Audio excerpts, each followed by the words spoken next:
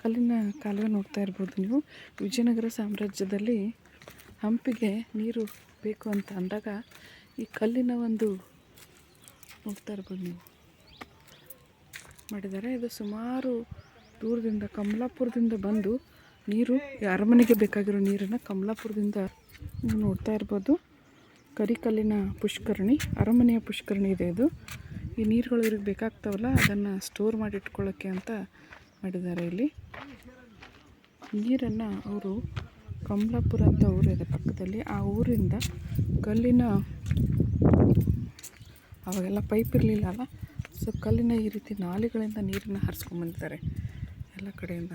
ನೋಡ್ತಾ ಇರ್ಬೋದು ನೀವು ನಾಲೆ ಎಲ್ಲಿಂದ ಬರ್ತಾಯಿದೆ. ಕಮಲಾಪುರ ಸ್ವಲ್ಪ ಹಾಳಾಗಿದೆ, ಅಲ್ಲಿಂದ ಇಲ್ಲಿವರೆಗೆ ಕಟ್ಕೊಂಡು ನೀರನ್ನು ಹೀಗೆ ಇಟ್ಕೊಂಡು ಇಲ್ಲಿ ಸ್ಟೋರ್ ಮಾಡಿಕೊಂಡು ಇದನ್ನು ಪುಷ್ಕರಣಿ ಮಾಡ್ಕೊಂಡು, ಕರಿಕಲ್ಲಿನ ಪುಷ್ಕರಣಿ ಹಂಪಿಯಲ್ಲಿರೋದು ಇದೊಂದೇ ಅಂತ ಅನಿಸುತ್ತೆ. ಭಾಳ ಸುಂದರವಾಗಿ ಪುಷ್ಕರಣಿಯನ್ನು ಕೆತ್ತಿದ್ದಾರೆ.